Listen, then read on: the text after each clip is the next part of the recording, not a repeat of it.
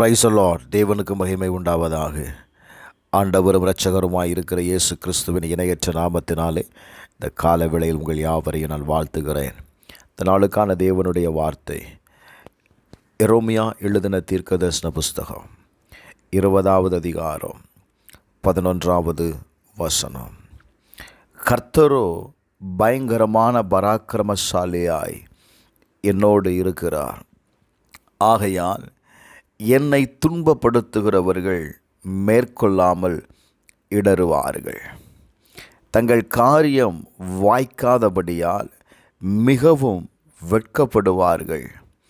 மறக்கப்படாத நித்திய இலச்சை அவர்களுக்கு உண்டாகும். வேதம் சொல்லுகிறது, கர்த்தர் என்னோடு இருக்கிறார். அவர் என்னோடு கூட ஒரு போர் வீரனைப் போல இருக்கிறதுனால என்னை துரத்துகிறவர்கள், என்னை துரத்துகிற வீரர்கள் விழுவார்கள். அந்த ஜனங்கள் என்னை தோற்கடிக்க மாட்டார்கள். அவர்களால் என்னை மேற்கொள்ள முடியாது. அவர்களுடைய காரியங்கள் வாய்க்காமல் போய்விடும். Praise the Lord. அவர்கள் அவமானம் அடைவார்கள். காரணம் என்ன தெரியுமா? கர்த்தர் என்னோடு இருக்கிறார்.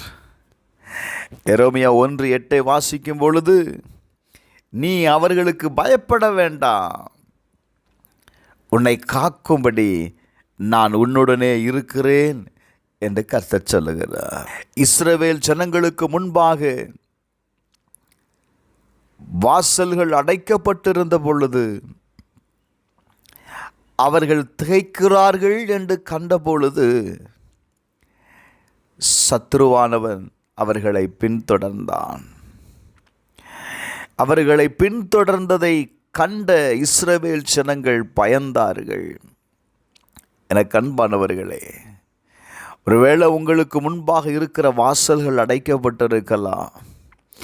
என்ன செய்வதென்று தெரியாத நிலையில் நீங்கள் இருப்பீங்க. அப்படின்னா உங்களை பின்தொடர்கிற சத்துரு இன்றைக்கு உங்கள் கையில் ஒப்பு கொடுக்கப்படுகிறார். காரணம், கர்த்தர் உங்களோடு கூட இருக்கிறார். சில நேரத்தில் சில கடினமான பாதையில் நம்ம கடந்து போகும்போது பாருங்கள், எல்லா பிரச்சனைகளும் தானாகவே ஒன்று கூடும். பாருங்கள், நம்ம ஒரு பிரச்சனையை தான் நம்ம ஃபோக்கஸ் பண்ணுவோம். ஆனால் நம்ம எதிர்பார்க்காத இடத்திலிருந்து இன்னொரு பிரச்சனை எழும்போம். அப்போ இப்படி நம்மை சுற்றிலும் நெருக்கும் பொழுது நமக்குள்ளாக ஒரு பயம், ஐயோ நான் என்ன செய்வேன்? Praise the Lord. உங்களை எழுந்திருக்க விடாமல் உங்களை சத்துருவானவர் என்ன செய்கிறான்? நெருக்குகிறான். நான் சொல்லுவேன், கர்த்தர் உங்களோடு இருக்கிறாருங்க. கர்த்தர் உங்களோடு கூட இருக்கிறத சத்துரு அறிந்துட்டான் அப்படின்னா அவன் சொல்லுவான், அவர்களுடைய தேவன் அவர்களுக்காக யுத்தம் பண்ணுறாரு, இனி அவர்களை நம்மால் தொட முடியாது. நல்ல கவனிங்க, கர்த்தர் மாத்திரம் உங்களோடு கூட இருக்கிறத சத்துரு அறிந்து விட்டான் அப்படின்னா உங்களை தொட மாட்டாங்க. அவனுடைய காரியம் வாய்க்காது. அவன் அவமானப்பட்டு போவான். உன்னை நிந்தைக்கு உள்ளாக்கும்படி, உங்களை அவமானப்படுத்தும்படி உங்களை பின்தொடர்ந்தான்.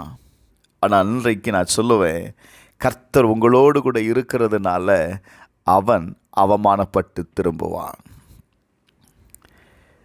எரேமியா 15:20 வாசிக்கும்போது, உன்னை இந்த ஜனத்துக்கு எதிரான அரணான வெண்கலமாக்குவேன். அவர்கள் உனக்கு விரோதமாக யுத்தம் பண்ணுவார்கள், ஆனாலும் உன்னை மேற்கொள்ள மாட்டார்கள். உன்னை ரட்சிப்பதற்காகவும் உன்னை தப்புவிப்பதற்காகவும் நான் உன்னோடு இருக்கிறேன் என்று கர்த்தர் சொல்லுகிறார். எனக்கு அன்பானவர்களே, உன்னை ரட்சிக்கும்படி, உன்னை தப்புவிக்கும்படி கர்த்தர் உங்களோடு கூட இருக்கிறார். இந்த வார்த்தை நான் சொல்லலை, கர்த்தர் சொல்லுகிறார்.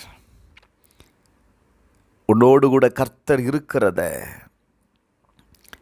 உனக்கு எதிராக எழும்புகிறவர்கள் இன்றைக்கு அறிந்து கொள்ளப் போகிறார்கள். இனி நம்மால் அவனை தொட முடியாது, இந்த காரியத்தை அவனுக்கு செய்ய முடியாது என்று அவமானப்பட்டு திரும்புவதை நீங்கள் பார்க்க போகிறீங்க. செபிப்போமா. பரலோக பிதாவே, இயேசுவின் நாமத்தினால நீர் எங்கள் கூட இருக்கிறீங்கப்பா. நீங்கள் எங்கள் கூட இருக்கிறீங்க. நீங்கள் எங்கள் கூட இருக்கிறத எங்களுக்கு எதிராய் வருகிற, எங்களை துரத்துகிற எங்கள் எதிராளி அறிந்து கொள்ள போகிறான்.